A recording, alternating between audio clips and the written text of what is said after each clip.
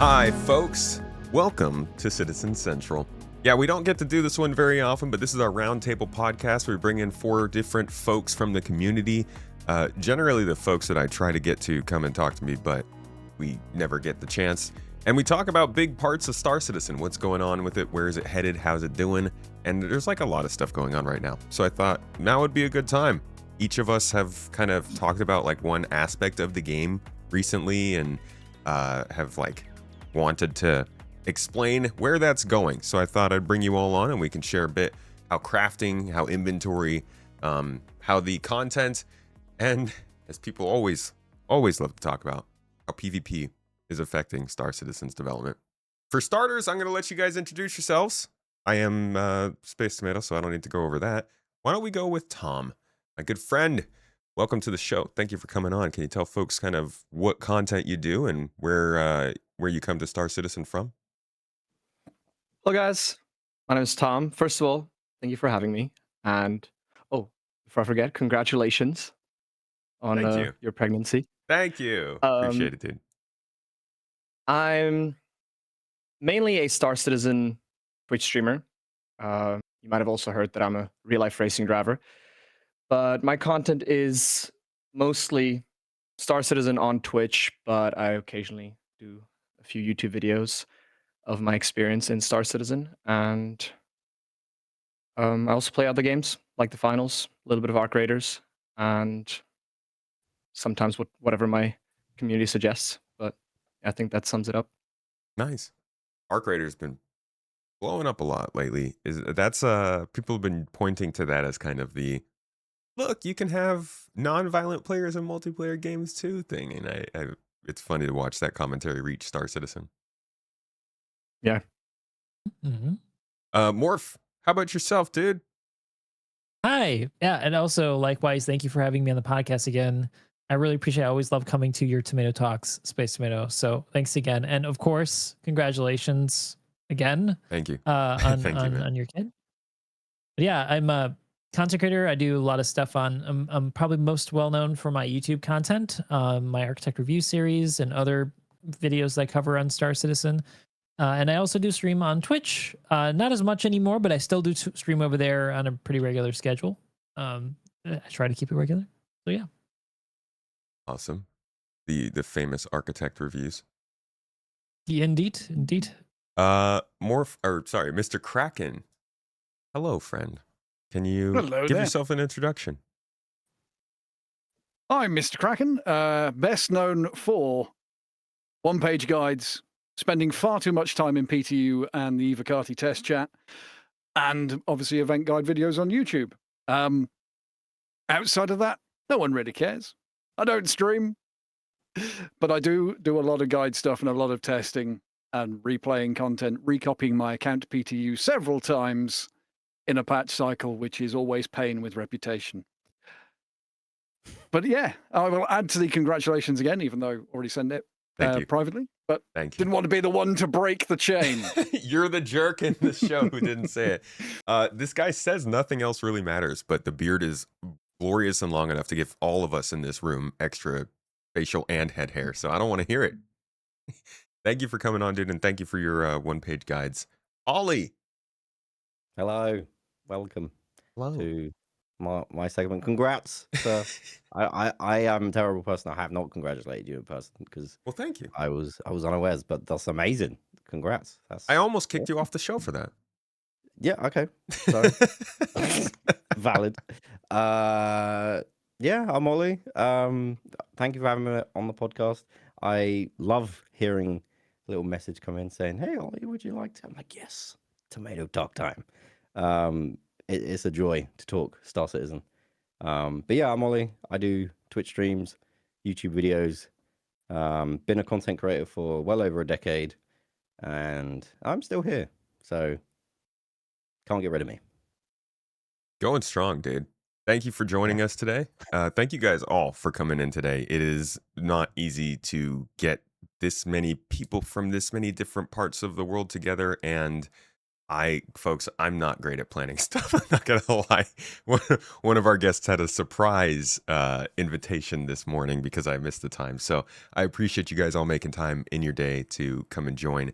Let's kick off this talk by tackling the first sort of question that we need to get around before we get into the deep end. What did you join Star Citizen for? Because, like, depending on the time, a lot of people kind of came in for completely different reasons. I'm gonna toss this one to you, Ollie, to start off, since you were the last one to introduce yourself. And Sure. really, guys, it's a conversation, so jump in as you feel free. Yeah. For me, like I saw the Kickstarter when it originally came out, and I think I backed in 2014. But as I said, I was doing YouTube, and my genre wasn't really in the Star Citizen space, so I didn't actually get a lot of time to spend too much time in it. I think in 2018, 2019, I don't know, I took a bit of a break from YouTube, and I went back and I was like looking for something to inspire me, and I revisited a video I did in 2016, which was Star Citizen. It was like the first time you could go take off from Port Olisar, and I was like, oh yeah, I remember Star Citizen. Damn, I need to see how that thing's doing. So I spent some time in Star Citizen, came back to YouTube after some time off, and was like, look guys, look how amazing this game is. And I've been here since.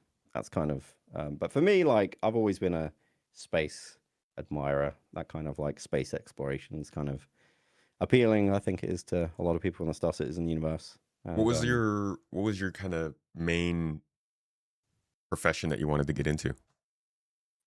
Well, the second thing I did after flying around in the hot tub ship was the mole, the mining Quantanium. I just love the idea of going out, getting the Quantanium. 15 minutes to get back, otherwise we explode. And the reward. So for me, it's like industrial. I kind of enjoy the industrial aspect of Star Citizen, if I'm honest. And it really leads us on to the conversation later of like crafting and etc. So Yeah, I'm looking forward to that. the logistics are so nice, dude. Nice to move things around and throw them at people. Cause workplace hazards. Exactly. MrKraken, how about yourself? What drew you to Star Citizen? So it's going to be the first mention. Being a Star Wars Galaxies player and an EVE Online player from launch, Star Wars Galaxies from beta. Can we get a tally on the screen, please, for how I've many already got one. mentions I've got one ready. Yeah. Oh, twice already. But yeah, so when it comes to MMOs, there's not many that keep me hooked for a while, except two previously mentioned. And it's like, yeah, I'm just going to put it right over my face. There we go. No, Star Citizen, I've got a friend who is one of the, Chris followers who played all of, Wing Commander, things like that, and said at the time of the Kickstarter, you should check this out. And I did, and I went, that's a scam. I then, I mean, chances were high at the time, and have been proven time and time again with other Kickstarter things. But anyway, so kept an eye on it until 2018. That's when I first backed. And that was just from pure boredom, looking for a game. He had already said about it multiple times. Backed, I think it was a Mustang. First of all, might have been an Aurora, not sure. Took off from the pad, went, hi, that's a lot of keybinds. How do I fly? Landed back on the pad, logged out, came back the year after. I genuinely thought you were going to be like, that's a lot of key bindings. Logged out, immediately made the first one-page guide. The origin story. That was Zenithreat. That was the first one-page guide.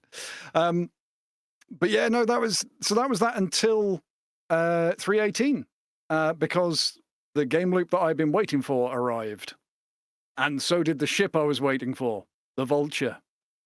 And ever since then, I have been unapologetically Drake. That's got to be rough. Tough life. Break life all the time. Whew. Love that. Cool.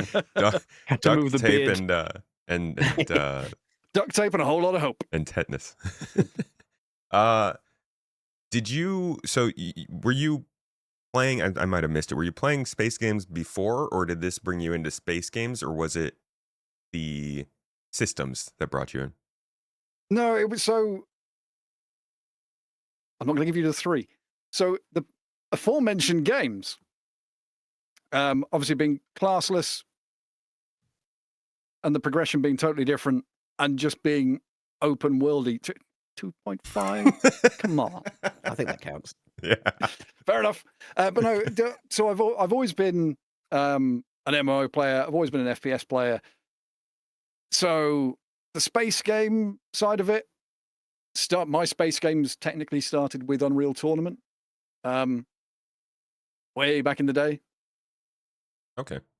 What a game. And from there, shooters as well, like things like Raven Shield, and then into Battlefield. Battlefield 2 was a long time.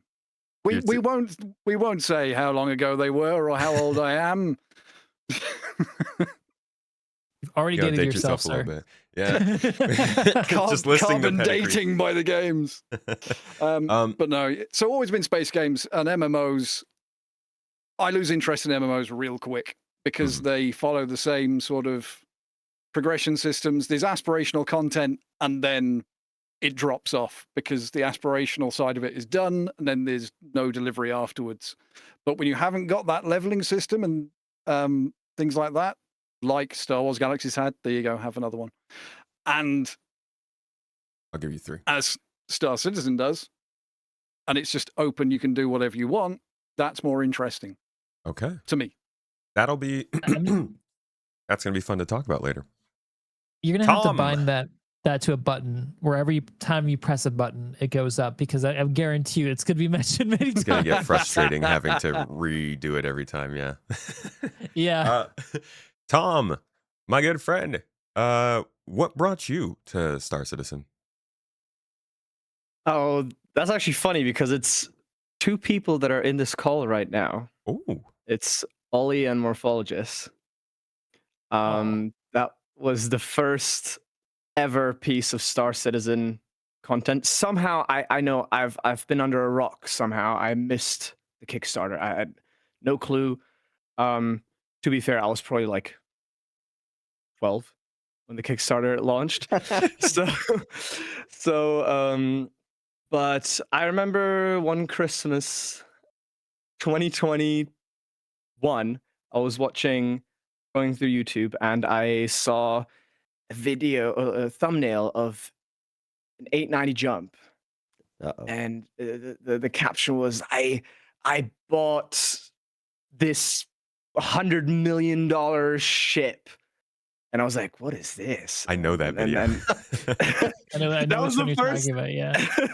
I clicked on it, and I'm like, this looks insane. I need to know what is this? I didn't even have a gaming PC. I was playing on my Xbox and stuff. And I like discovering games through beginner guides. So I feel like beginner guides give you a much better idea of what the gameplay is like than the fancy trailers and all this stuff. So I immediately searched Star Citizen beginner's guide, and then the first video that came up was Morphologis, and I followed that. I get him in the door pizza mirror. I followed that guide step by step, used the referral code, everything, and downloaded the game. Didn't work on my PC. And that led to me building a gaming PC. It just keeps escalating. I built a whole gaming PC, and that then also contributed to me even streaming, because I was kind of done with streaming, and because I don't know, the content I was creating I didn't enjoy, wasn't doing well. So then I gave Star Citizen a shot, and I found my place in content creation. And thanks to Star Citizen, I built my PC. I met people that I talk to on a daily basis, and it completely changed my life. And I'm not exaggerating. But yeah, that's the story. That That's is, cool story. thank you, Ollie and Morph. Good job, guys. That's actually really You're funny that welcome, guys. I was the same. I built my first gaming PC for this game. I did it at a much worse time. It was 2013, I want to say. And I didn't actually end up like I built the PC for the game, and then I didn't actually play the game or even back the game until the following year. And then even after that, I didn't play the game because the PC I built wasn't good enough, and I just played Witcher 3 and like made music with it. Like there were other uses for the computer, but I remember that was the first time I actually thought about getting into gaming, PC gaming, and it was Star Citizen as well. So I'm betting we are not the only two with that story. How has it changed for you since then? Do you feel like it's been better? The first time you could jump in, the game didn't even run on your computer. How about now? I think my honeymoon phase with Star Citizen is over. A little bit. It sounds so dark, but I feel like I've become a lot more critical of CIG the last 2 years. I actually remember being a bit angry with Morphologis a couple years ago when he made a video. Get him. Let's go, dude. Drama. When he made a video saying how we should step away from Star Citizen for a year. And I was like, what do you mean? Star Citizen's the greatest game of all time. How dare you say that? And now I'm looking back, I'm like, he was right. Bro, that's some reflection right there. Morph, I'm not gonna lie, Morph has gotten Morph's gotten the megaphone for over the last couple of years, I would say, with some of his videos. I don't want to get into that now, but there's definitely a level of like feeling that you have towards the project, and then there's a level of feeling everyone else has about your feeling towards the project, and those things can collide all the time in conversations about Star Citizen. It complicates things. But to be clear, Star Citizen, if you have a main game, breaks are always healthy. Go and play something else for a little bit and then come back. Sometimes you'll realize that Star Citizen needs a couple features. I was playing Star Wars Outlaws, dude, this game that people are absolutely clowning on for like a whole year after it came out. And I'm playing it and I'm like, dude, they did a pretty decent job with Reputation here. I have fun in the game. I don't know. You can have a bad game with good parts of it. Oh, yeah. Like, Absolutely. you know. Well, yeah. We won't get into all that. Morphologis, my man, how about you? What brought you into Star Citizen? I think of all of us, you've probably been doing this the longest. Yeah, wow. That's crazy. I got into Star Citizen back when I had moved to Taiwan, actually. I mean, I'd done content on Star Citizen before I moved. But it was just like a video here, a video there. I was mostly doing Space Engineers content with a couple other YouTubers where we were creating like this scripted series. It was a space game. Space Engineers is like you build stuff in space. I mean, it is tangentially related to the genre of Star Citizen, though not exactly. And because I'd moved away, there wasn't much opportunity for us to work together as much as we had done in the past. So I kind of started focusing on things that I could do by myself, and that was Star Citizen at the time. And I really enjoyed making them, but making videos on them. But where things really started to get traction was with my 600i video. It was like the first video that people were like, "Oh, that's an interesting thing." Because if you guys don't know, like, obviously, I'm an architect in real life. I work on buildings and such, and so I kind of took that insight into talking about the ship designs, and people really thought that was a cool angle on ship reviews for Star Citizen. So that's where that came from. But I think the question was also like, I'm not sure how we got into Star gaming in general, or like Star Citizen gaming in general. Like what brought you to Star Citizen specifically? There's a lot of different reasons people get into the game. That's well, I've always been quite attracted to space games, but it does go back to, I think, Star Wars Galaxies, because Star Wars Galaxies was my first introduction to MMOs. It was also my first introduction to Star Wars, and it really got me into the genre of of both MMOs as well as space games. And since then, I hadn't encountered anything like it. I'd always been craving to find that feeling, and I think Star Citizen scratched that itch back when I first tried it. It was like, wow, I could see the potential in the game with 2.6 way back then, and what they were trying to pull off and their vision for the future. And even though we're still not quite there yet, I still feel like of any game out there, Star Citizen is still the most spiritual, the closest spiritual successor to what SWG Star Wars Galaxies was trying to do back then so long ago. I'm gonna really make you work for that number down there. You really need. I've got on my dude. desk my original man. copy here. Just I keep it in my what's Star background. Wars Galaxies? I've never. Just change the name, CIG. Well, first of all, I just gotta say, gosh dang it, what did you say? You said something and I wanted to follow up on it. But now I have completely forgotten. So we'll probably come back to that.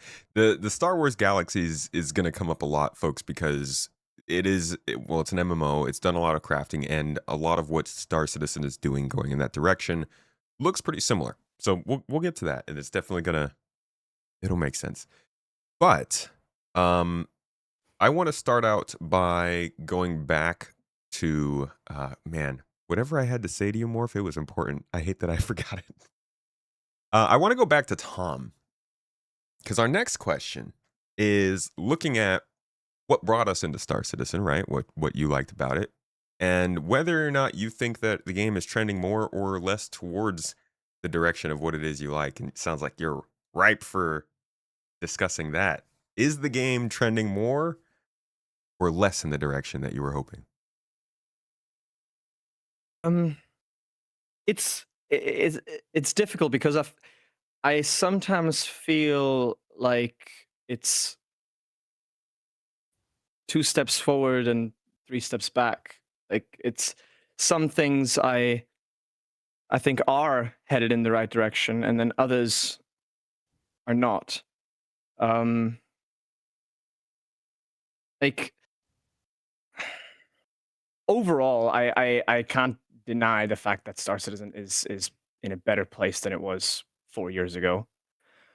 But at the same time, a lot of things I used to enjoy, or a lot of reasons why I liked Star Citizen so much, are not there anymore, if that makes sense. So, a lot of the fun things that I used to do would be either medical beacons or the whole law system of wiping your crime stat at Security Post Korea. Both those things are not in the game right now, which were basically my favorite things to do, which also led to a lot of really, really interesting player-to-player interactions. Is Korea broken? And I don't think that contract is there right now. You can't go you mean to go SK stop other people without at trespassing. I Yeah. see. The whole, like, that whole gameplay loop of stopping someone that's wiping their crime stat, I loved that. That was so much fun. And so that's not there, for example. It's a lot of small things that I'm sure I'll think of later, but overall, I was getting a bit upset, very upset. But then I watched the latest Star Citizen live, and I actually think that was the best Star Citizen live I've watched in a long, long time. You're Because referring to the one with Benoit, right? No. This most recent one with Torsten and The industrial Elliot. one. Okay. Sorry. I really liked it because it reassured me that they want Star Citizen to be a living, breathing universe and have systemic solutions for things and not gamify things. Because I was worried at one point that we were going to head towards gamifying things, simplifying things, and put convenience over immersion. And the main reason why I even started, or why I'm so into Star Citizen, was the immersion fact. The fact that if you want to get from your hab to your spaceport, you have to take a train. Like, this stuff doesn't exist anywhere else. And I hope that never changes. And another part that I liked about Star Citizen Live was that there's one commenter said, why do you keep putting combat in industrial things? And I loved CIG's answer to it was, because that is the game we're building. And I hope that it's a bit of a wake up call to some of the people that think they should just, be able to almost play Star Citizen single player, because it's not a single player game, and you have to accept that. And that's also the reason why I'm here, because I want to play multiplayer. I think the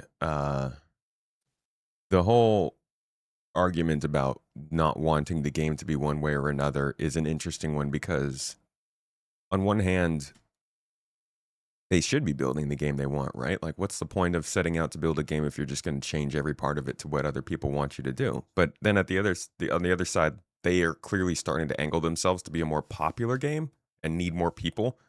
So I'm like, yeah, stick with the immersion. Screw making things. Like, when people come in and they're like, oh, this is it, they make this too difficult. I am also the mindset of like, that's how it's supposed to be. But yeah, I feel like CIG is kind of pushing themselves more and more into a position where they are going to have to make concessions to attract more people. I just don't want the DNA of Star Citizen to change. That's fair. And I think the part of that DNA is that things are a hassle. Of course, I'm not talking about things being broken or things being bugged, or you having to do 5 workarounds to get your ship. But things should be a hassle. Things should be painful sometimes, because otherwise, how are you going to reward? There cannot be a reward without pain, like without work. Otherwise, it's all meaningless.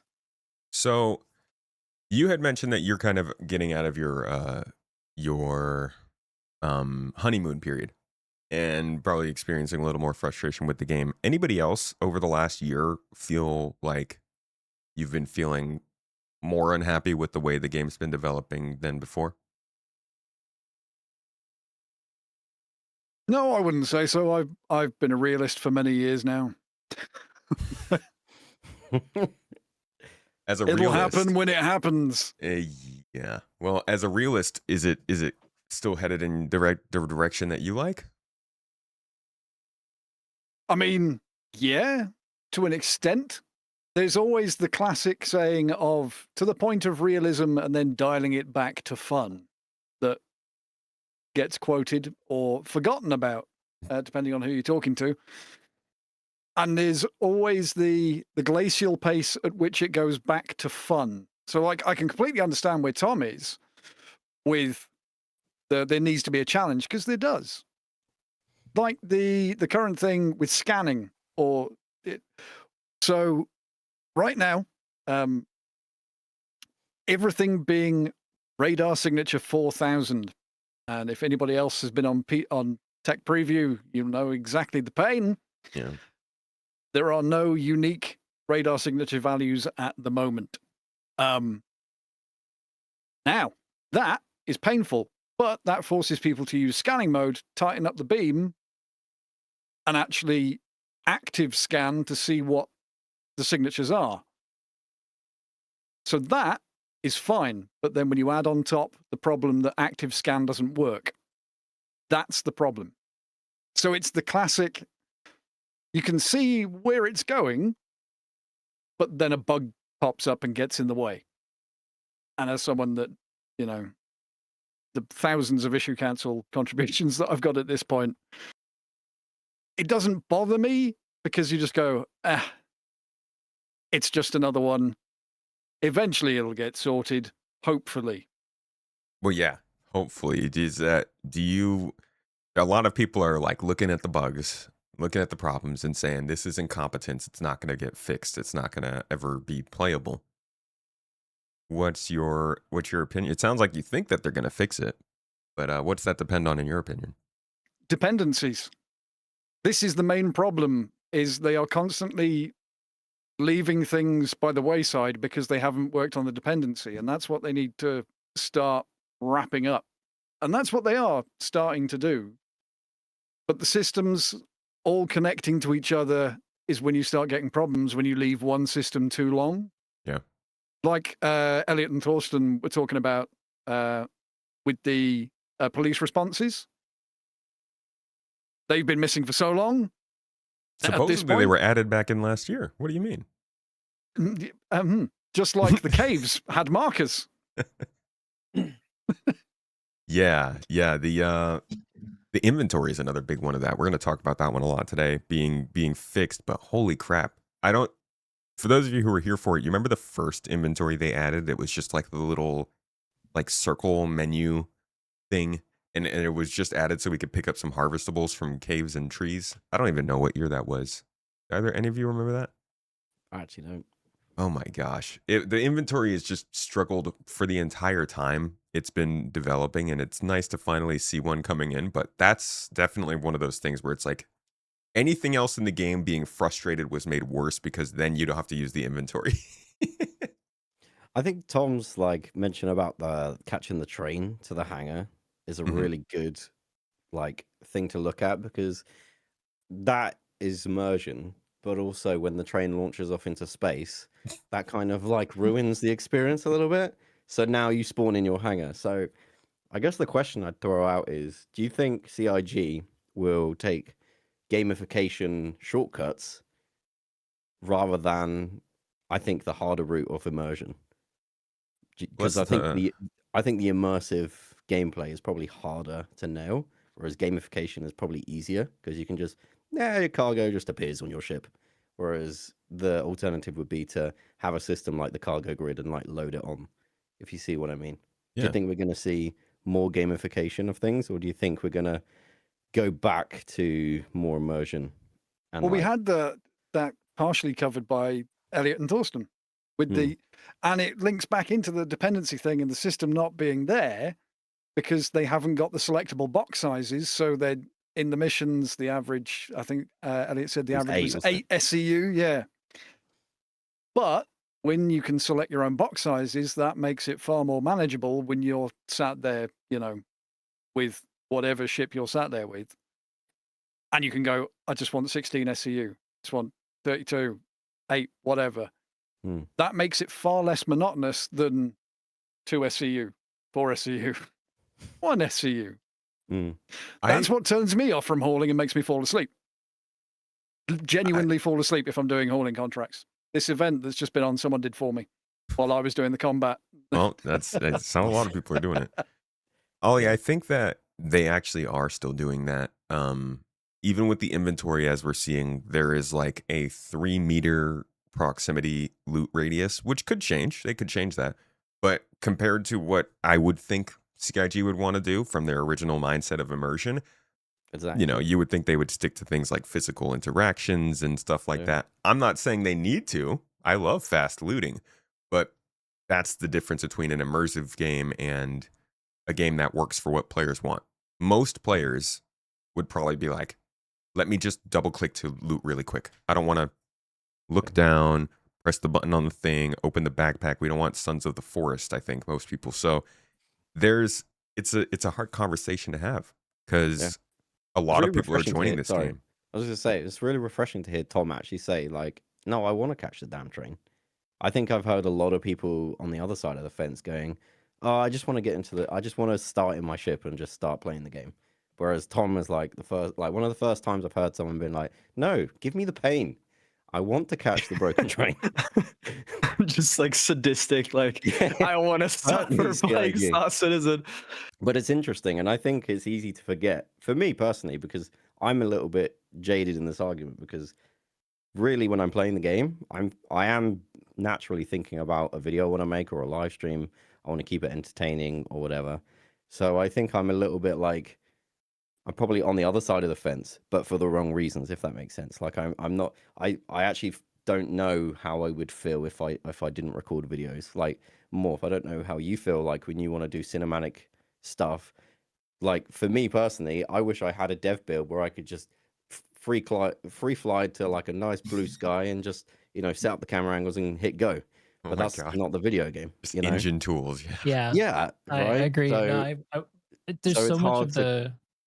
come up with an argument for that. I mean, this is definitely not a problem that most people face. No, that yeah. we do is just trying to record specifically what we want, and there's so much you have to go through to get there. It can be really, really frustrating. But putting that aside, about the gamification of things, I think that they need to strike a balance, like they talked about, between making it too complex. Basically, they need to do what they need to do is they need to reduce friction wherever possible if it gets in the way of fun or meaningful gameplay. I think that looting is one of those examples that I actually think probably is not like the inventory system, like you said, Tomato, has always been really, really bad, and I think it still is pretty hard to work with. But I think part of the problem is that it's not responsive. It's not responsive enough because there are other games that do complex inventory systems that are fine. Like I think of Escape from Tarkov and the looting system, and that the hotkeys work really well, so you can very quickly get what you need off of a character that you're looting, or like an NPC or a player. It is a commitment and a decision to loot. Like you're leaving yourself open, and I think that's the interesting part of it. But at least it works fast. You don't feel like when you die in Tarkov, that stupid inventory system killed me. You think, I probably shouldn't have been looting at that time because there was a guy waiting for me to do looting. That's the kind of decision making that I think Star Citizen should still have on the FPS side of things. I'm a big FPS player. I really like FPS gameplay. I love ship gameplay too, but I love them both. So I do think about this FPS side of things, and I worry about going too far in one direction or another direction. But I don't know. I mean, I think more or less, I think like Tom said, it's 2 steps forward, 1 step back. I think it's still an upward trend, moving in the right direction. But sometimes I do scratch my head at some decisions that they make and wonder what direction they're trying to go with that. Maybe in some cases, I think they're just testing it. Like they're just saying, oh, what if we did this thing? Maybe this will be the right direction. And if not, they'll go back to the other way they were going. So, But I think quality of life doesn't need to come at the cost of immersion. no, I you don't can think so have either. both. Yeah, no, I agree. Yeah. And I think that's what I mean by removing friction. Like if you're starting to notice the inventory system a lot, I think that is not a good thing, because it means that it's getting in the way of you enjoying the experience. It needs to be a way to help assist you in having fun. It can't be something that gets like it stands in your way. And I think a lot of the systems in Star Citizen suffer from that right now for various reasons. People will point towards things as tedium a lot of times, and Yeah. while the idea of it's even being mentioned in the chat, while the idea of needing to pack your whole ship with all of the stuff you need for your trip could be seen as tedium if you have to do it all the time because the game keeps crashing, it's more often to be seen as immersion if you were to do it and know for a fact like that ship will still exist in a week. That's a cool thing, so I do think that a lot of things that feel like they could be immersive become tedious just because the game can't even work. Yeah, I think there's a lot of it becomes really hard to be critical of, or to, I don't even want to say critical, because I think we should be critical of things when they don't work. But I mean to say it's hard to get like a full picture of how all these things will work together when so many of the systems don't work correctly. I mean, we're talking about the issue, like Korea, how much fun you had with Korea, Tom, and like people going there to reduce their crime stats. Well, why don't they do that? Well, the reason is because there's no real downside to having a crime stat. Like there's no consequence that's meaningful. Bounty hunters, aren't that effective in deterring people from committing crimes, and there's no really effective NPC force to stop people from committing crimes. So if you have a crime stat, all right, whatever, like go to prison, let it run out or whatever. And some people, in fact, actually, one of the problems with the current system is that people are able to save up credits for prison and they can transfer them to other people. So people have literally millions and millions of credits for getting out of prison right away. So they'll just go to prison and get out right away, and they have no crime stat anymore. So there's just no reason to do the SPK whole thing, right? So like these types of problems come into play with the system that they have planned, where it becomes, there's so many pieces to this puzzle right now that don't really work correctly, that it's hard to really get an accurate idea of how to give constructive feedback.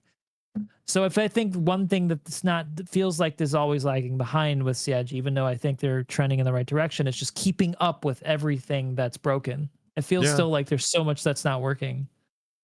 Yeah, the security thing is such a big topic. Like we keep rehashing the exact same things over and over when it comes to PvP and PvE because the people keep asking the same questions because CIG doesn't have security, and so it's hard to communicate that solution.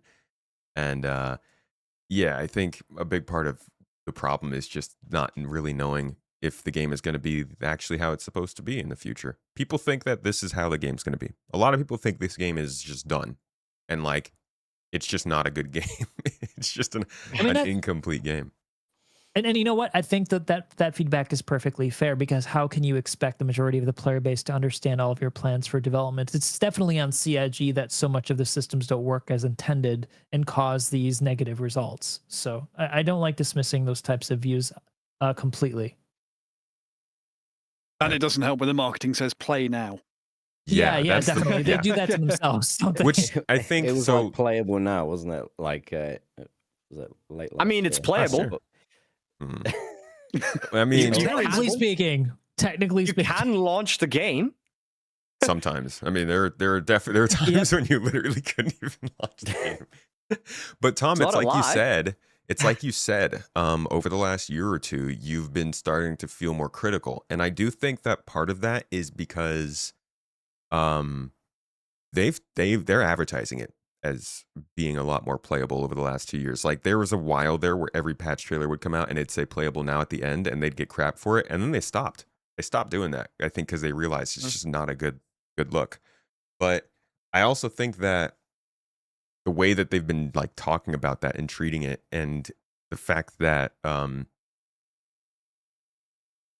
we got server meshing, and so things are a little more capable, I think makes all of us a little more critical. I did say for a long time that once server meshing comes out, I'm going to kind of change my own flavor because that's always been the sort of stopgap, the milestone. Yeah, we know. At this point, we all know it's really Squadron 42, but that was always their kind of, we don't want to start working on this system because it's going to have a server meshed backend. These boxes won't move this way because server meshing doesn't make it stable, all that kind of stuff. So I think it's completely reasonable to ratchet up the noise a little bit as we do reach those milestones. And I realize that a lot of the changes, the negative changes that I might be hating on, they are good in the long run. Like I realize that server meshing broke a lot of things that need to be reworked. That it's not CIG intentionally removing features because they don't want us to have these features. I realize that, but it's still, I think it's easy to forget sometimes that we are still deep in development and that Star Citizen is far from finished. I think it's easy. One thing at I least would I feel like caveat that onto it's that, easy though, to forget. Tom. Yeah. One thing I would caveat onto that is, yet they might not have deliberately broken them, but there are people that designate what gets fixed and in what order. So from a certain point of view, just by neglecting certain systems or, certain loops for a long period of time, that is essentially the same thing of ignoring it because they need to focus on this game loop because there is a ship being sold for that game loop in this patch. Yep. So you can't, you obviously when it comes to the devs, they don't decide. It's nothing like that. And overall, as a company, they make the decision on what gets worked on. So the little bit of slack, yeah, but when you've got things that have been broken for a very long time since meshing first came in, the next silver bullet obviously is instancing. Oh, when instancing comes in, this will be better. But we already know that Siege of Orison is going to be the first instanced activity, not anything that's currently there and broken. So it's that balance of what's prioritized. Yep. Yeah, Yeah, and the priorities are at Squadron Yep, Squadron. for the most part. Now, let's talk about where priorities are actually going, because this is the exciting part of the podcast. I feel we can adequately say that we have stepped into the era of industry at this point. We've been dabbling in combat for such a long time because it's been the only gameplay they could really do, but now we've got the cargo refactor, salvage has got decent amount of work into it, mining has missions, crafting's coming online. Just in general, logistics and moving things around is getting more important in this game. So I feel like we are finally undergoing a shift that a lot of players have been waiting for, but people still feel like combat is a very big focus. So I want to transition into this talk about crafting and inventory, but I also want to start that off by asking you guys, do you feel like they have finally gotten into a better place of looking at the rest of the game that people want to play, or do you still like they are still catering to, as I saw somebody call it, the COD market? Which sounds like a fishery. I think it's I think early they're- days, honestly. Sorry, Morph.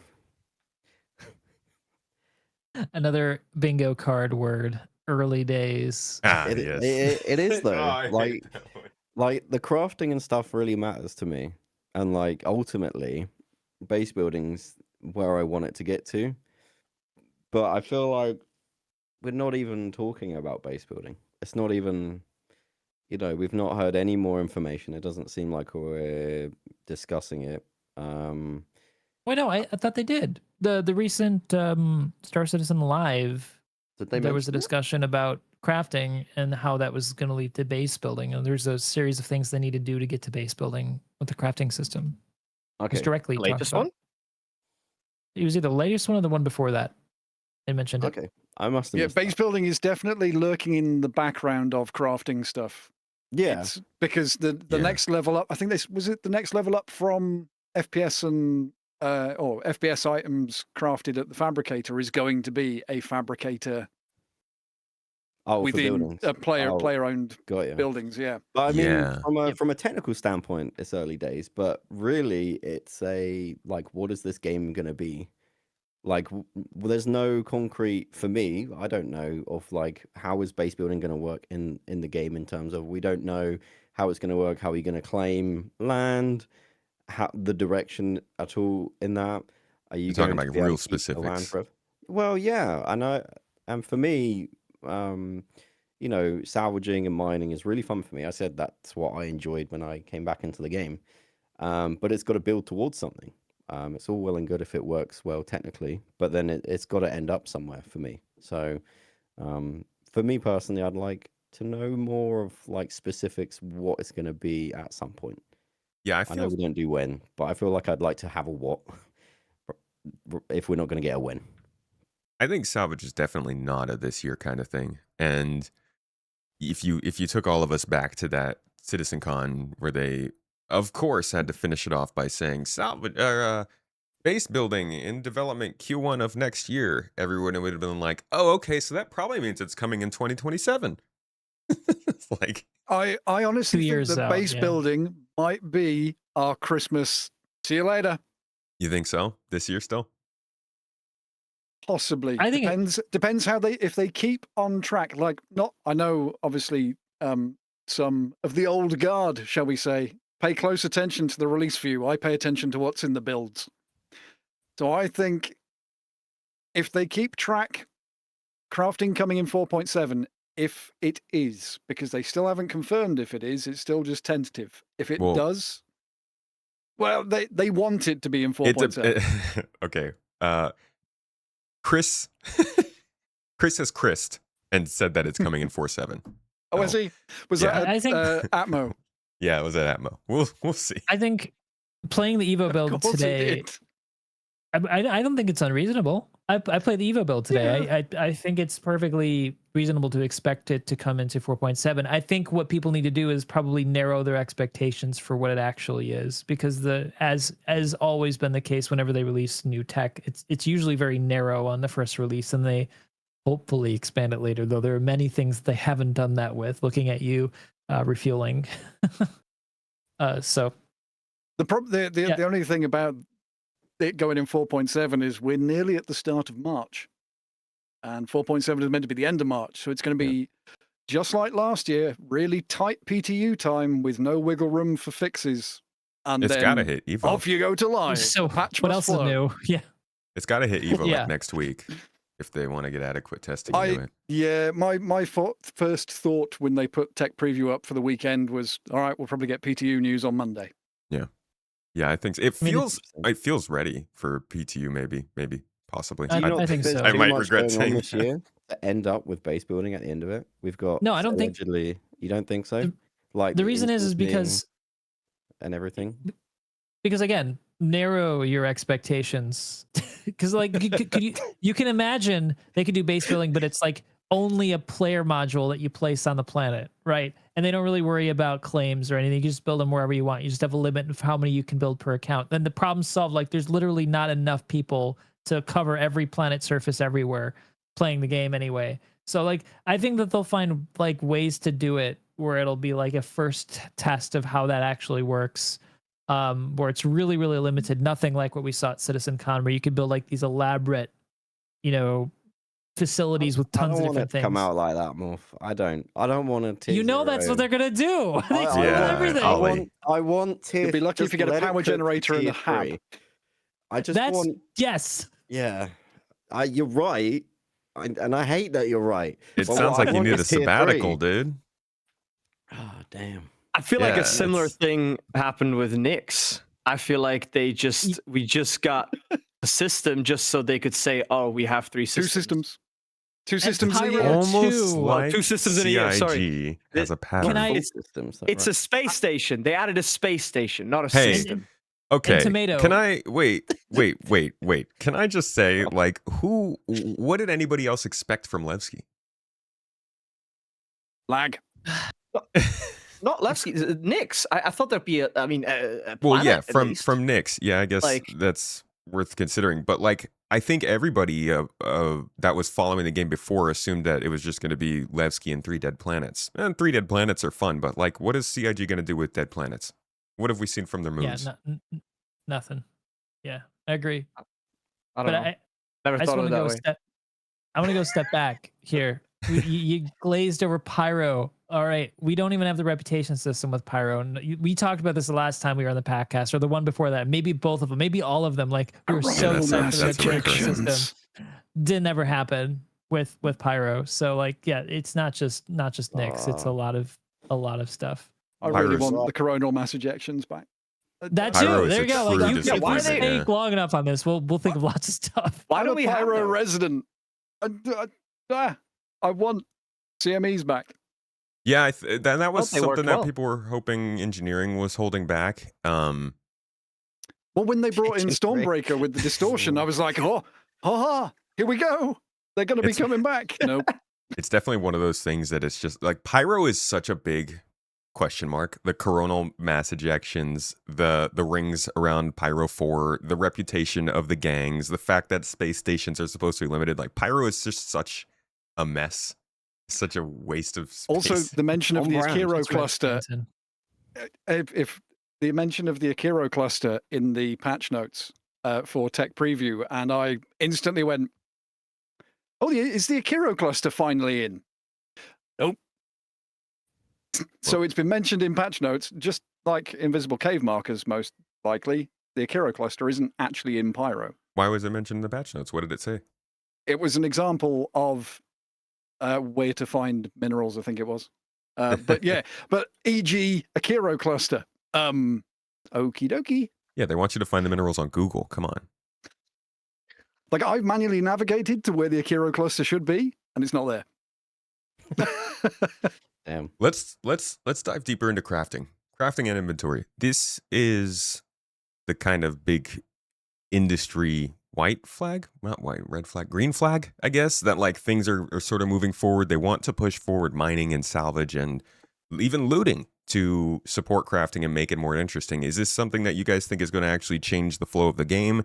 You think it's just going to be a new addition that people bounce off of and then come back to when 1.0 comes out and it actually matters? Or just somewhere in between, some interesting new thing to do. I mean, I think it depends on whether we along with crafting, eventually get a functional, meaningful economy. Because I feel like right now, what's the point, right? I mean, I think crafting in itself as a feature is great. I want to craft things. I want to have different minerals with different levels of quality, and that resulting in different items, performing differently.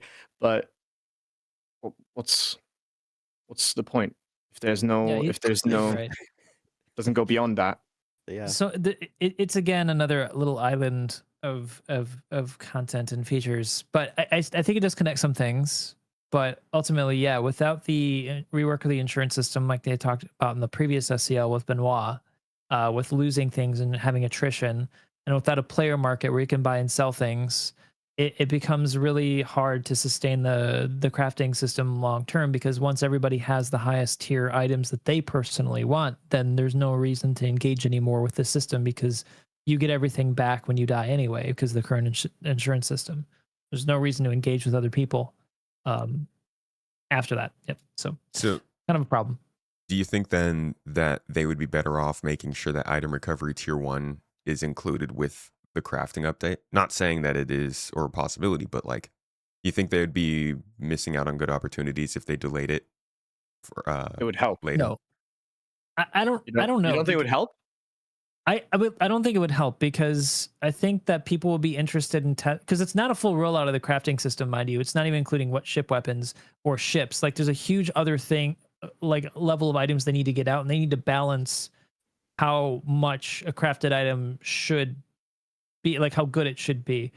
I think that if they can get the insurance out in the 2 month patch, like the 2 months from this patch's release, The May patch. then I would say that that's fine. But if they wait too long, if it's like a year, then they should have held off on crafting. I would say crafting can come out in the next patch, and it can make sense only if insurance is coming very soon afterward. And it did sound like Benoit was talking about it coming relatively soon in this year. So you're saying it should be in faster. I think they need to get it out to test it and see how fun it is, to see how difficult it is to get all the materials, and whether or not, like, they need to balance the fun versus tedious factor of it. Mm-hmm. But I agree, it's not going to be meaningful without the economy. But then I would also say many things in the game aren't meaningful with the economy. Like, why mine? Why salvage? Yep. Like, a lot of these people are just doing that right now for the fun of it, not necessarily for anything else. Because if you're just earning money from that, there are better ways to earn money. And so like, I understand your argument, but there's so many other things in the game that's already that way. Basically, they're putting the engine there, but there's no fuel in it. Like, there's no a drive for folks to actually use the crafting system if there's no value to it. I mean, but speaking about mining, this crafting could make mining slightly more meaningful, actually. Oh yeah, for sure. And I was doing that today in Evocati, and I was like actually excited when I found a high, there's like a little orange number that goes, I think, up to 900 next to material when you scan it, and you're looking for that really high quality one to make to refine out of it. And that actually makes it fun, because you're going out and looking for specific things because you want to craft a specific weapon or set of armor. I think it definitely creates a drive for why you go salvage and why you go mine. But I also think it will help create opportunities for orgs to work together, because a lot of these materials are spread out in different planets or moons and systems. Like Nyx and Pyro and Stanton, they all have slightly different levels of different materials. Some have more exclusive materials. So if you have an org coming together to get all the stuff you need for the specific sets you want to build for your org, then you get together. It's like, you go there, you go there, you go there. We'll bring it here to the hangar, and we'll start crafting together. I think we're going to see that happen quite a lot, actually, following this next patch cycle once it comes to live. And that's a really good thing, I think. And like having a system that ties stuff together, finally, people aren't isolated salvaging, isolated mining. They're doing it for a purpose with their org for a reason. And I with have the a question. current cost. Oh, sorry, go on. So, sorry, just one quick question. I've not had the chance to play the tech preview yet, but how many grades of quality One at are the there? moment. So there's one tier of crafting at the moment. No, I mean, in terms of quality of a material, how many different... RNG between 0 and 999. a Yeah, lot. and I can't. and I can't 1,000 tell you- different levels of quality. in, And they all show up in your Yeah. inventory different. but and So there how do there you- are three. Yeah, that's super annoying, by the way. There are usually three different materials that you make out of like a certain blueprint, and each of them can have a different level of material quality, and that will affect the percentage of stats. And though I cannot tell you at all how each affects what, because I really don't know, and I would guess that they probably don't have that level of detail in it yet. I don't know. Do you know, Kraken? Have you tried a lot with that and figured it so out? I mean the range is so it depends on what the component is. So for example, with the P8, you've SC, you've got the frame, the stock, and the barrel. So the frame and the barrel are aluminium, and the stock is hephaestonite. Depending on the quality of the hephaestonite or the stock, is more points towards the recoil side of it. So what I couldn't find any decent quality hephaestonite. I think the top I had was 351, but that affected the recoil between 0 and 10%.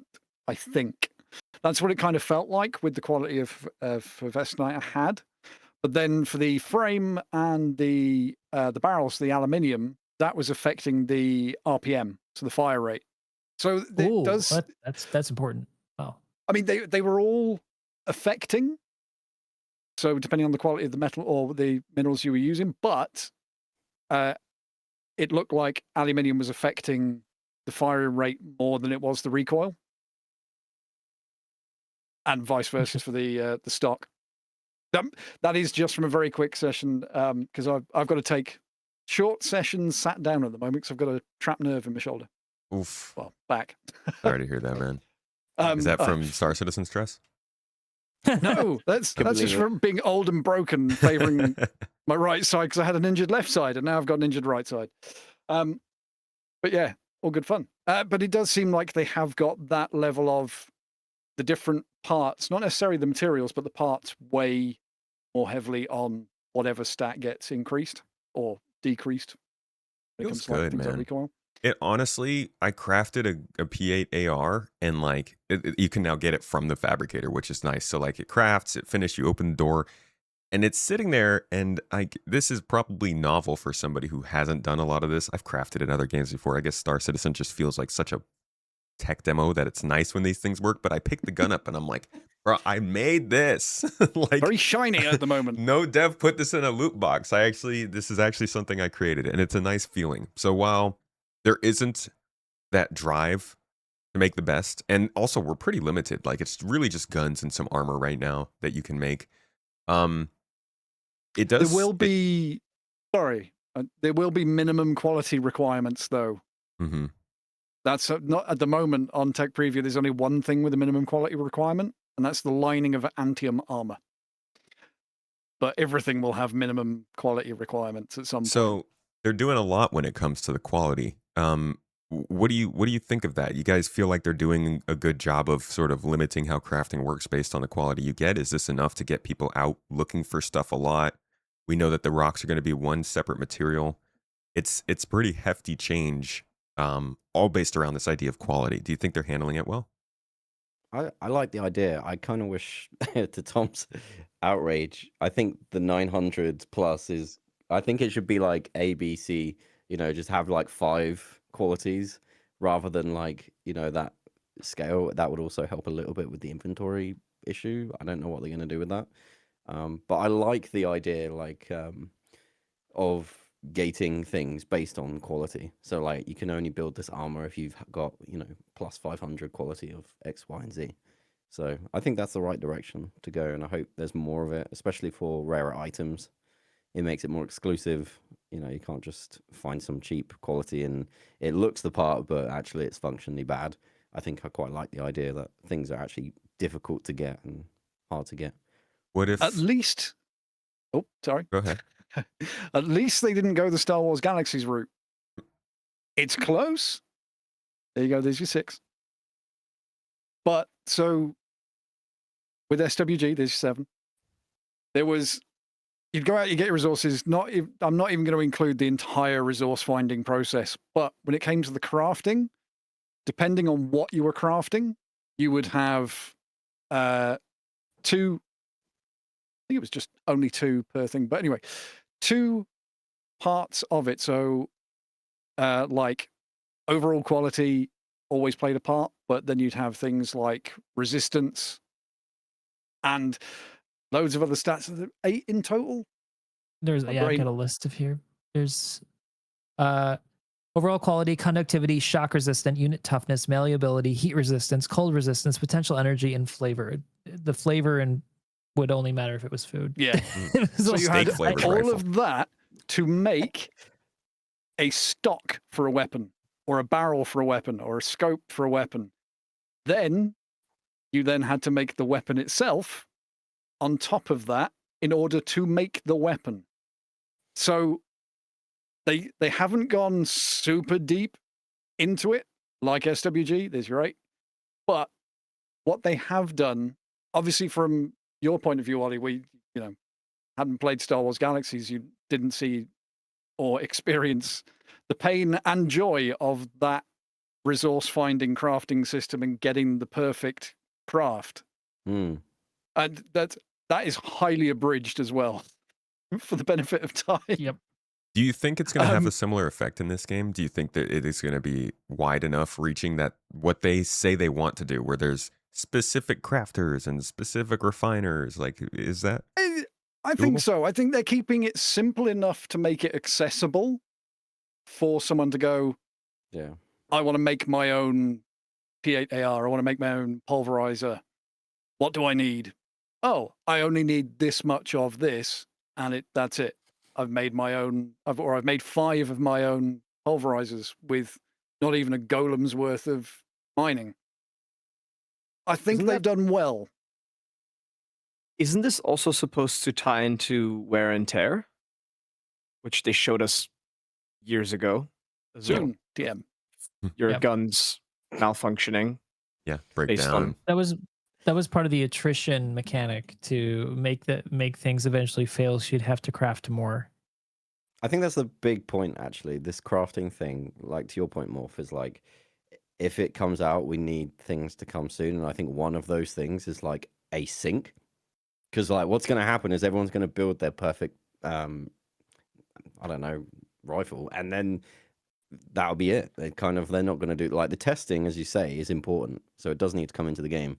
But I think they need to quickly bring in a sync for crafting. Weapons fail, armor degrades, or get rid of tier 0. Yeah, just tier 3 from now on, guys. That's base building just needs to come in with just fully featured. So agreed. I mean, go ahead. Sorry. No, I guess like it needs to happen relatively fast for these gameplay systems to feel good, but also to be able to give proper feedback for as the testers, as a community, for how things should change and be tweaked. We really need at least a preliminary loop and system that kind of works to support all of this. So we need to have things to grade. We need to have an insurance system where, perhaps tier 1 or crafted items aren't insured and you just get a base item back. Like we need those types of decisions being made by CIG and then them being implemented to see, is this the right way forward? Is it too punishing? Is it too forgiving? Is it, making it so the economy doesn't work so people aren't going out and crafting anymore? Like I think we need to know these things. They need to know these things. So the sooner they can get it out, the sooner they can do more complex systems. Because I think this should get more complex, because I would love to see people being dedicated crafters, dedicated foragers for materials. Because I remember way back when I played Star Wars Galaxies, there were well-known people on my server who would be the best person to make guns. On my server in particular, his name was Pope. He made the best blasters, the best weapons. You would always go to his shop on his planet. It wasn't his planet, it was a specific planet, and you go to his shop and he would always have the very best of anybody. So like if you had that, you'd be really good in PvP or PvE or whatever you were doing. I want to get to that level of like loop and system for Star Citizen. Eve like that as well? I haven't played Eve, but I've heard similar stories to what you said there, Morph. Is Eve the same? Like, I don't think items aren't crafted, they don't have like that level of percentage, and I don't think so. Not exactly. It's a bit different. Yeah. So it sounds like crafting is definitely a step in the direction of making things matter, but there need to be systems that support it, like the insurance, the law system, loss, and just in general, like people actually wanting better supplies. It sounds like. What is the magic sauce that's missing to make people actually care about wanting to go out and find minerals to make a better gun? It can't just be contested zones, right? No, but I think that again goes back to like all the loops and everything that need to be better connected. Like if you're going and doing bounty hunting needs to exist. And I think you'll notice the difference if you have a good weapon that has a higher rate of fire versus somebody who's got like a crappy weapon they found off some dead guy on a planet somewhere that's like going like shooting really slowly. Like I think that's when you start feeling like, I should do some crafting, or like you take more hits because you have a higher resistance on your armor than you would otherwise if you just bought something from the basically 7-Eleven, which is what's their Kelto, like the Kelto that you just see right when you basically like Kelto pistol. Your Timu armor just shatters on the first shot. So I think the way crafting could fail, like where it would get a very poor reception, would be if the risk versus reward is not balanced. So if there's too much risk, which right now there's no risk, but let's assume that they remove item recovery completely. We go back to what it was before. So there's too much risk, and people spend so much time crafting this perfect item. They go out, boom, item's gone, lose it instantly. Nobody's going to want to spend the time crafting stuff. You are right though. This is a big problem with not having a player market. Like they need to have it. If we don't have a player market, you can't have specialization between players who like to do a certain thing. It's like Star Wars Galaxy could have such a complex crafting system because they had a player market, a really good one where, like you didn't have to be a crafter. You didn't have to go out and salvage this stuff, but somebody would really be into that and they would sell those things to players who were just focused on PvP. That way somebody could get really good at PvP, somebody could get really good at crafting, and everyone was happy playing their own specific type of gameplay. And there was always a functioning economy, a cycle of loss and gain and what have you. And I think that's what Star Citizen is going to lack with this first release. Yeah, I'm not going to want to go out and find those same materials over and over again if I keep losing my weapon. That's going to really suck. There was also item decay on death. So yes, there was item decay. That was the big part of attrition. Yeah.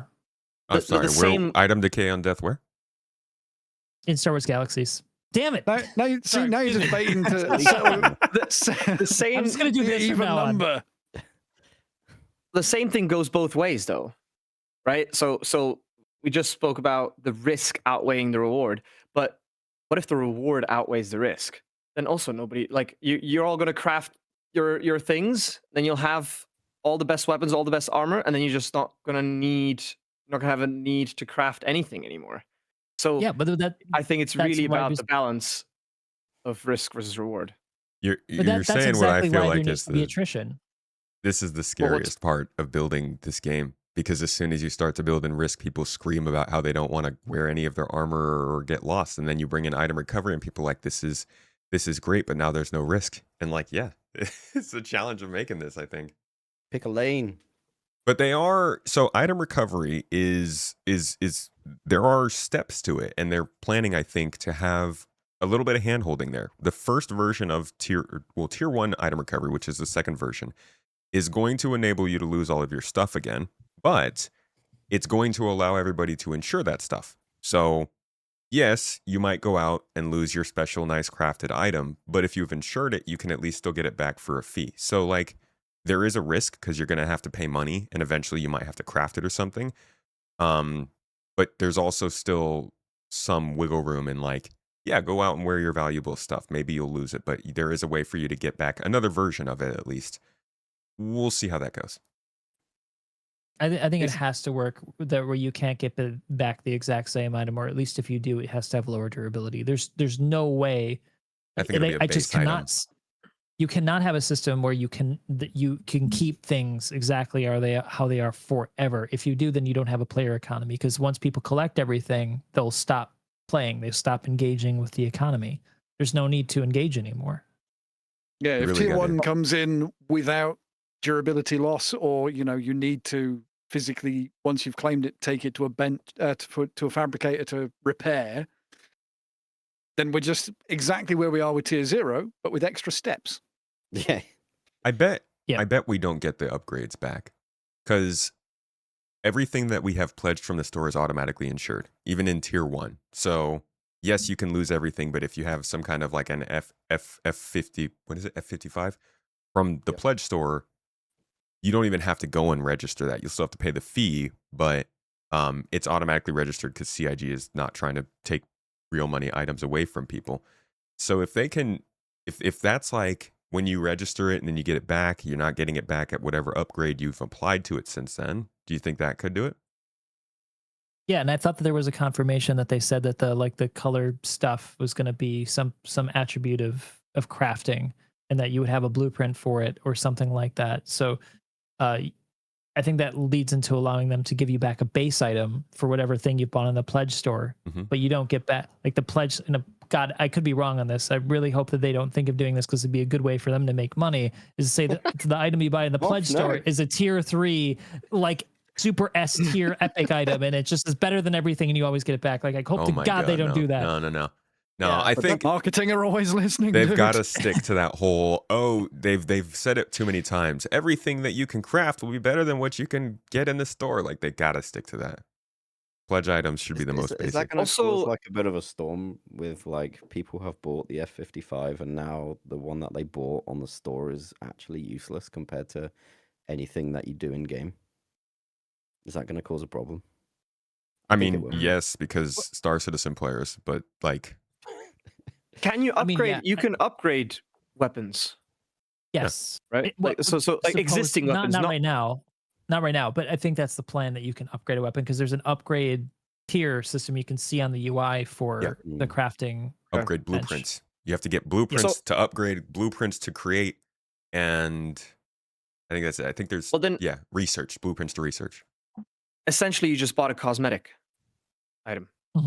So in that case, it doesn't make. There's no difference between the in-game version and the pledge store version. You just get like the base version, and then you can upgrade it. Yeah, right? I guess you get you start with it in your inventory as a base item. I think that's really the benefit that that's the way I would read it. Like you're getting a head start when the game goes to 1.0, like you're getting your ships, right? They're all base level ships. They're base level. A head start, yeah. It's just like now, like you load into a fresh patch and you want to be at home because you have all that stuff from your account at that home location. You're out at some space station. You're like, yeah, I want to get my favorite armor on. Oh, crap. Also, money dump. You said insurance, there's going to be a fee, player-to-player trading. Give me something I can spend money on. I mean, they've been teasing us for a year now about a money sink coming. There's no money sink. What do you think that'll be? Let me spend my money. That's going to be the taxes on your bases, because they said explicitly that the high sec and medium sec, like higher security systems for the base building, you'd have to pay a fee to have the safety of the high sec area to have your base there. But that means that your base will be protected at all times. But if you wanted to have like no fee, you could go to Pyro, but your base could be attacked if you don't have control of like tax building like my shed on MrKraken. Is that what you're saying? There's also basically one of the biggest teeny little generator in an outhouse. 100,000 a day. One of the biggest money sinks they don't really talk about is hangar fees too, and you know I'm wishy-washy on it because they haven't talked about it in a while, so I don't know how they'll do it. But they have this like system where you spawn in your ship, and I think in the actual game, if you spawn in your ship and you leave it somewhere, you're going to have to pay for it to be there. If it's not like the hangar that's tied to your account. So for all the people who are buying a bunch of ships, you might not spawn them all in the game, but at some point once you do, that's another money sink, right? Having to pay for those to be sitting in a place. Maybe you store a bunch of cargo at a space station. They might also charge you fees for using the storage of that station. We're probably going to use ship retrieval services to fly our ships somewhere when we want to get them instead of claiming that's money. Like they could put fees on everything, you know? It's just they don't, because we'd go crazy right now if they did. Actually, now they'd probably be okay because there's so much money. No one I was going to say, like everyone has way too much money, way more money than you say that.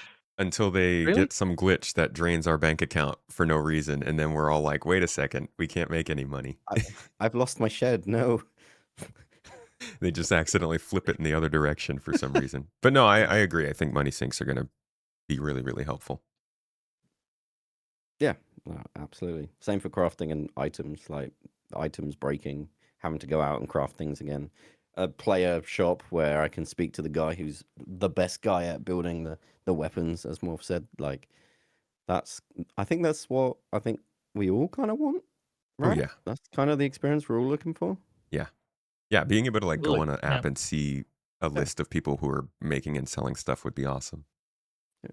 Yeah, and I'm looking forward to being like the guy who protects the guy in my org doing the mining and salvaging and such to do the cool Gives you a crafting discount? stuff.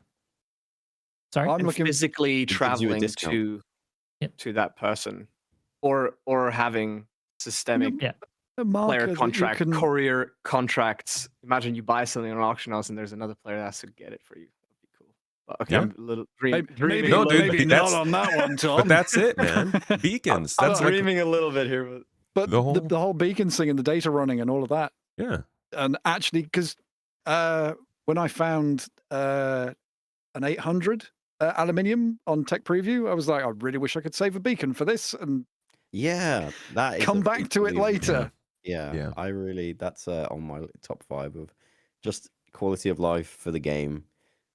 Like just something, just a map coordinates, please. Quantum marker, I guess. Social tools, please. don't get me started on the Please. star map. CIG. Any day now. Please Foundation bless us. Festival. I said this last year before Foundation Festival. Well, it's got to be this year in Foundation Festival. Nah, bro, just use Discord. All right, I'm gonna switch flavors here. We're gonna jump. Actually, one last question about the inventory. Anything that you guys have seen that they're doing with inventory, or rather, anything you guys have seen in other inventories that they're not doing in this one that you think Star Citizen could really use? One thing I'm really disappointed that they haven't included yet is the linked stats for crafted items, because we know they exist, because if you go to the dismantle screen, you'll see the recoil and all that stats for your weapons that you've modified. Mhm. But in the inventory itself, doesn't show. So hopefully before they implement it and it goes to live, that shows on the tooltip so that you can actually show to other Man. people if you're trading or Wait, Dude, that would wait, be is so that- cool. is We haven't had real. So stats. you craft. Sorry, So you craft a weapon that's really you- good, Yeah, and then you- you can't see how good it is. that's the one. Yep. On the crafting Unless screen, you you look can. in the fabricator. Yeah, Not in the inventory. yeah. The What? tooltips I aren't in haven't the gotten that inventory far yet. yet to know that. This is the one thing that I have been with both the tech previews so far. I have been. So have we got linked data yet, or is it still baked in strings? It's still baked in strings on the place that it matters, but That- on the place that it doesn't, the dismantle screen, we've got the stats there. Okay, let me ask you this, because I do think that's one of the things that I was kind of pushing off as a sort of, this is going to be something they need to get before they go live. But the other thing that was on that list for me is the crafting UI. Do you think that is going to change before we see it go live? Yeah, I don't think it'll change any major deals, but they'll clean it up, because at the It's- moment it's still just flat color blocking. Yeah, Yeah. Although it has changed since the first crafting preview. it just There's looks been a little bit more added to it. It just looks so bad It do- compared to the inventory now. It doesn't look at all like the mock-ups that they had done 2 years ago. No. Like the base color is the same, but that's it. Like there's no gradient, there's no like flare Yeah. to any of the icons. It's not Do you like think it's super clear. There's no better good or iconography. worse than the Sorry? original. Sorry, I was thinking. Do you think it's better or worse than the original concepts we saw? Is it like an improvement, or do Oh, you God, think it's No, like, no. It's basically like the It's inventory unfinished. screens we have now. It's that kind of style. It's just square boxes, super developer. Yeah, it's Looking. just flat. Yeah. Make it work first, then pretty it up. Yeah, So right. and I'll say that the inventory concepts they showed us pretty closely match the inventory we got. So I don't think that they're not going to be able to hit that crafting UI now. Like I think the inventory UI we've gotten, this one, is the freaking first time in Star Citizen's history that I feel like they are translating an inventory they've shown us into the game as they've shown us, outside of the tooltips. It's a bummer. Yeah. And the back. So I might disappoint you even further now. Oh, boy. Oh, But the first thing I did with the inventory test last time was go and buy 2 bottles of Cruise. And if you know what I'm talking about, that still worked. And if that still works, other things still work to do with suddenly new item. So Been abusing that since for 4 years. I'm not even gonna lie. But Abusing yeah, it longer than that's- Star Citizen's been abusing me. that's the thing. If that's still happening, then what has changed on the back end that was so important for crafting to work, if that is still happening? Because that's been a major talking point for the past few months. Is people duping, the whole RMT thing? Certain things can still be done that should not be able to be done with this very important new inventory backend, which is why on the feedback form I put, at the moment, it's just lipstick on a pig. It's good no, lipstick, though, man. It's definitely a nice improvement. Oh yeah, it's very pretty lipstick, but it's nice lipstick, but it's still lipstick. It's high Oh, quality. not your Claire's accessories. This is the proper stuff. Yeah, that is a bummer. But I mean, I guess you know what that means. No wipe soon. Like, we can Targeted we can just be account clear actions. now. Okay. Yeah.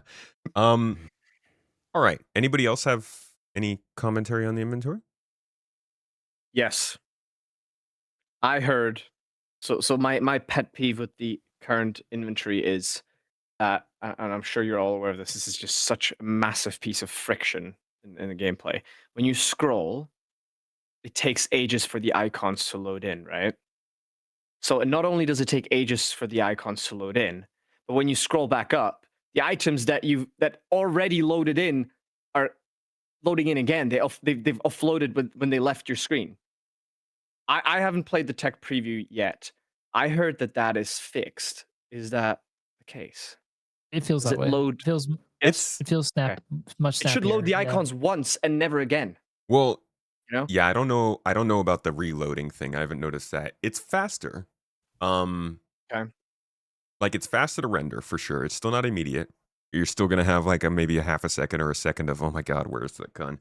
But it certainly feels like an improvement. And I don't think that's just like because it's on a such smaller. a pain. With eventually you end up having so many items, right? And Yeah. even with the categories, still you click on armor. I'm sure you guys have been playing for years. You have like 5-6 pages of things. It is just Mhm. it's such a pain and such a time sink. It'll go in through because it just takes so much longer. You have to wait every time you scroll. You have to wait for the icons to load in. When you have half a page of items, it doesn't feel like that bad. But if you've been playing for years and you have a lot of things and you do this every time, the inventory is such a big part of the game. It's something that every single player uses every single session. I think the inventory has to be pristine, right? There has to be the least amount of friction there. They've definitely not got there yet. I think visually it's better, but functionally, I still think I think there's more features that could be added. You make me think like organizing or inventory now actually is something that this still doesn't do a super good job of. I'd love to be able to organize my things in boxes and be able to label my boxes in my inventory about what's where, but I can't do that. Like you could do that and Come on. Give it to me. it doesn't count. It doesn't Come count. on. I'm just showing something on the screen. Nonverbal Totally communication. Everybody who's listening knows what just happened. You don't even have to see the screen. Yeah, I agree though, dude. The inventory is, oh my god. If there's like 2 things in this game that you would normally are like trivial in any normal video game, but would single-handedly make me break my computer, it is the inventory and the friends list. I just want to scroll unabated. Just think of the friends list. But Well, yeah, on that's the non-existent social Just tools. setting a quantum marker on the map is actually on my. oh yeah, that'd be Just nice. when you're within half Let a me- Getting kilometer to of the just station. reliably actually quantum travel. Yeah. Can I just select the destination, please? It's Not just send me to Microtech. Like I'm actually clicking new average, please. It's a bummer Oh. because it feels like we're all just sitting here in a circle complaining, but these are all the systems that like were pitched in 2023 to update the systems. But like inventory, quantum travel, like these are the things that we've kind of been being shown. So it just builds the anxiety of wanting them to come by when, you can see them actually working. I mean, tech preview is literally running right now. With ice on Microtech. What? Madness. Wait. Hmm? What does that mean? So no longer just in Pyro. There is now ice on the surface of Microtech.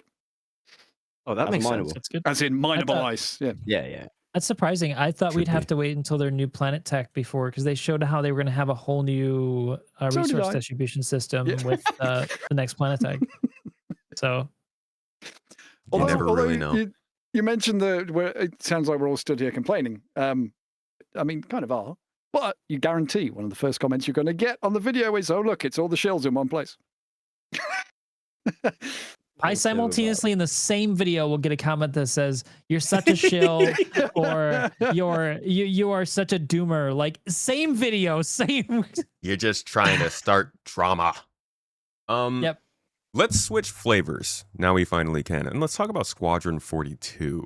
Oh boy. This is the I don't know if we can call it the elephant in the room because like it kind of smashed through the What's funny room. about Squadron? What's funny about it? Even Morph is just in the corner laughing when you said Everybody's still waiting. Wait, no, I got another one. The release date. No, wait. Hold the line. I'm sorry. I can't. I could keep going. I've got a list. I love Squadron, but yeah, no, the wait for it is funny. But I would love to hear from you guys because I think there's a lot of conversation and thought and just like we actually started to get into it early on in the show. Squadron is actually the first time this whole game company really makes their presence known with a product.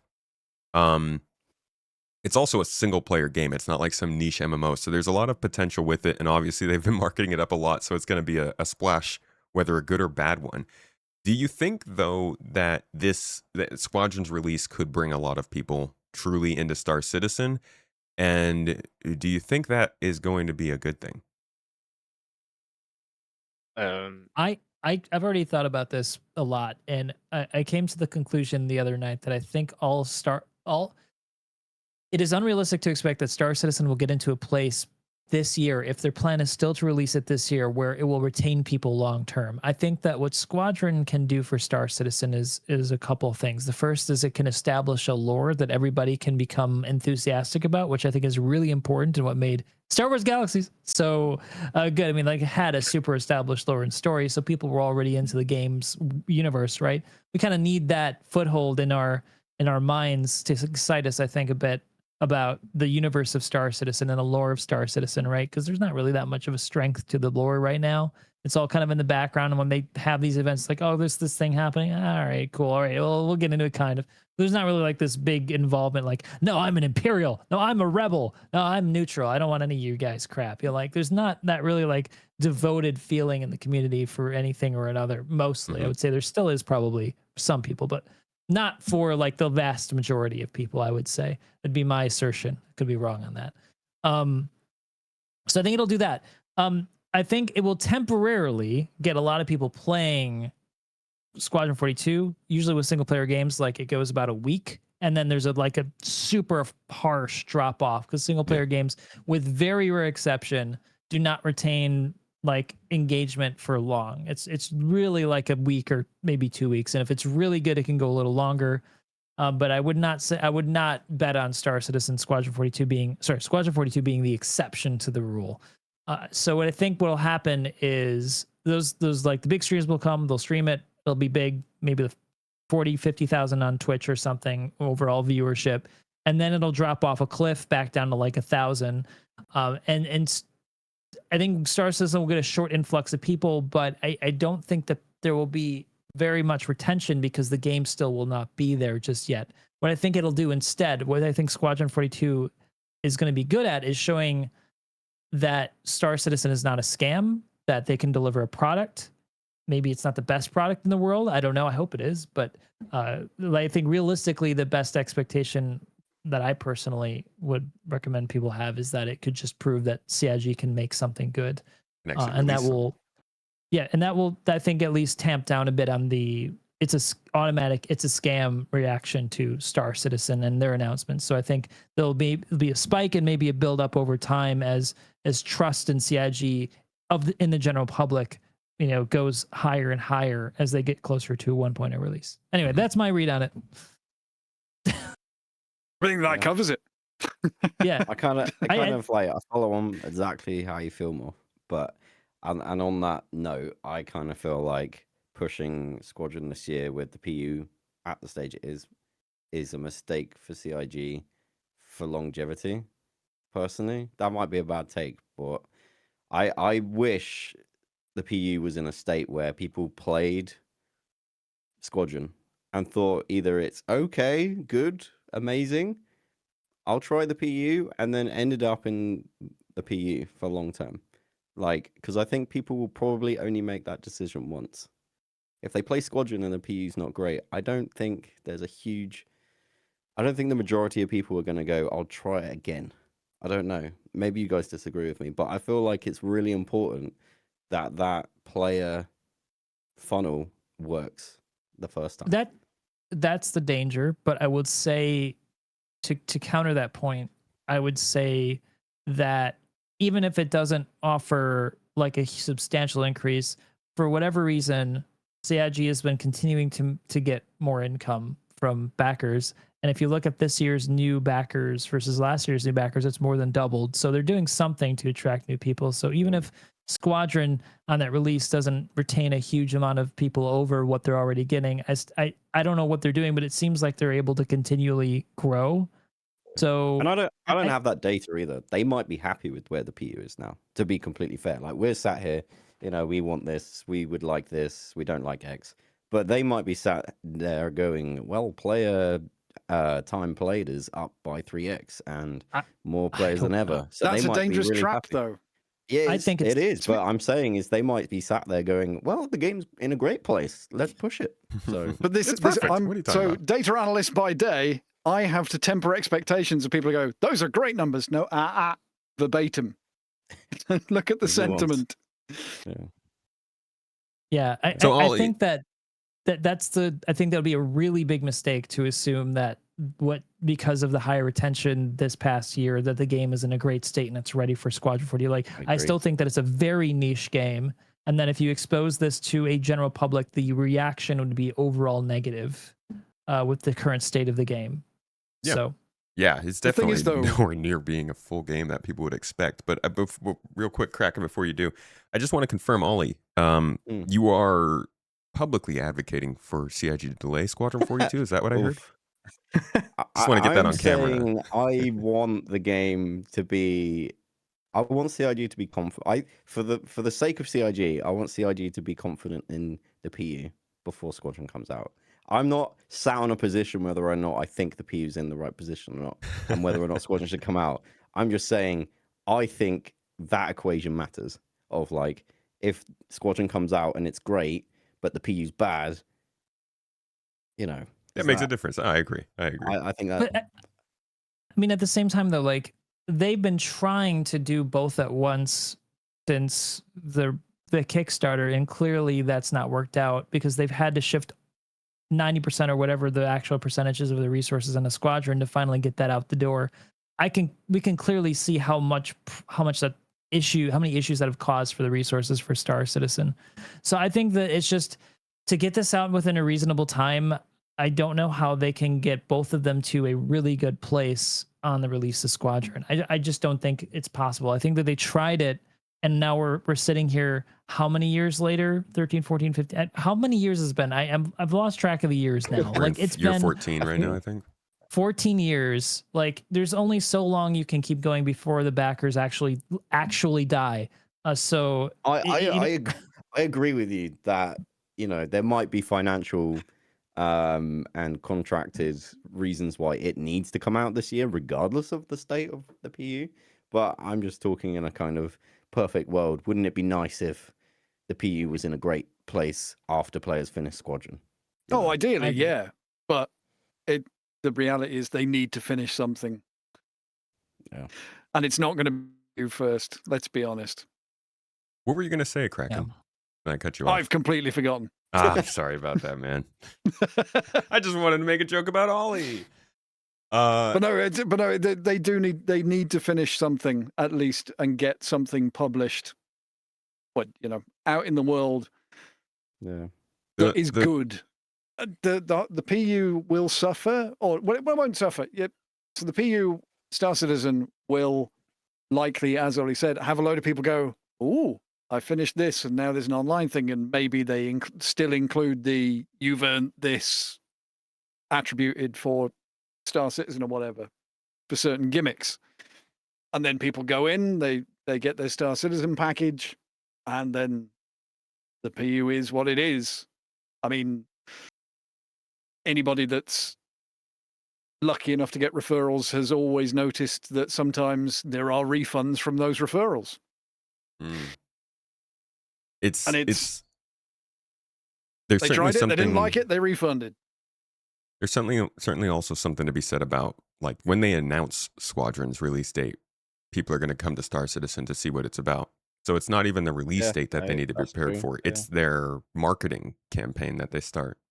Yeah, I think one strategy is they could sell a package with Squadron and Star Citizen. Like for a discounted price, you get a starter pack with your Squadron purchase. That way they can get more people into it early on without them fully knowing what they're getting themselves into. Oh my gosh. Oh my god.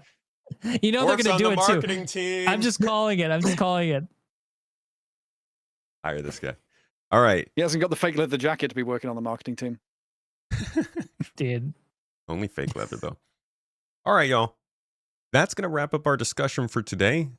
Any last thoughts from anybody regarding the topics we talked about before you want to sign off? What do you want the community to know you for? You know, this could be your time to talk again about how you want Squadron 42 delayed. What have I done? Oh, no. Squadron 42 in 2042. Any final thoughts, though, on like crafting, inventory, kind of where the game is headed at this current moment? Do you feel like they're doing a good job with the narrative events? They're missing the sandbox? Are they running astray of actually putting together a functioning MMO? Or are you kind of just cool with what's going on? Expect nothing and you can't be disappointed. There you go. 14 years, expect nothing.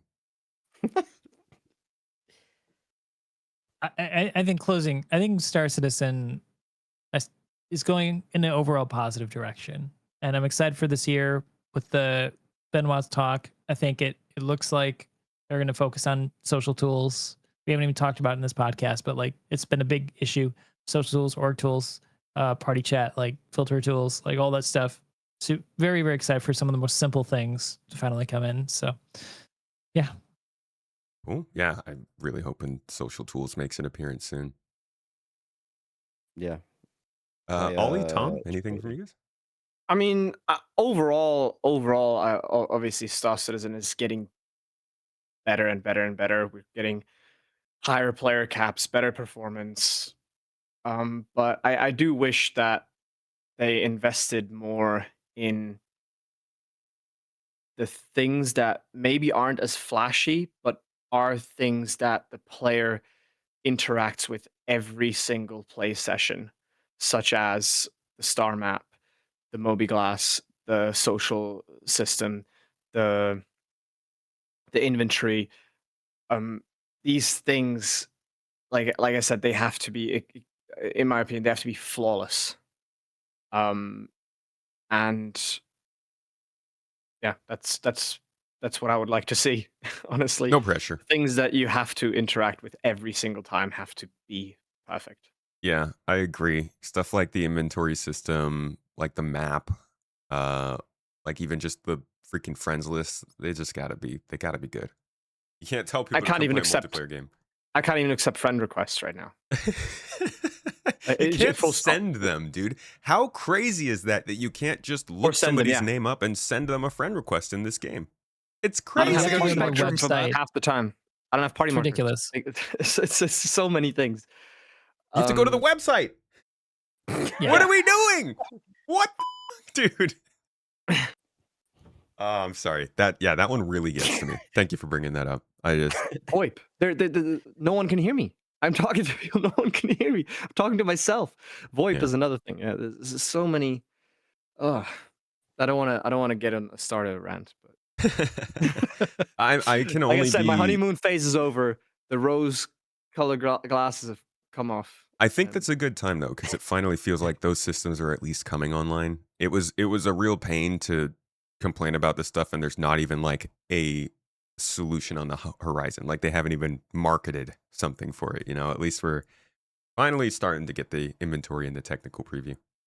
Ollie, how about yourself?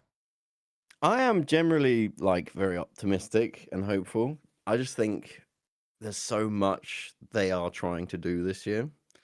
And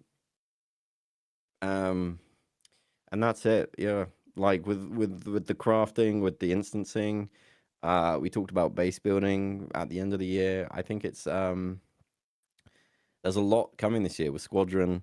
So it's an exciting year, especially as a content creator. But yeah, I think Tom's right. Things need to be good, and we need good foundational steps, not quick steps. I think that's important. We need things to move in a steady, positive direction, rather than having kind of like, that will do for now, and then we'll fix it later. I really hope we get to see things that we can kind of go, that is how the game will be, and we're fine with that now, with crafting and quality and things like that. Like, yeah, we've made the decision. The game is going to be like this now. Actually think- feels finished. Yeah, that's, yeah. And for the record, I would love Squadron to come out this year. I just can't help be, in the shoes of CIG and what's best for CIG, I guess. So I was gonna say you said both Squadron and base building coming by the end of the year with a decent amount of confidence, and I'm over here like looking for wood to knock on. Like, please don't jinx it.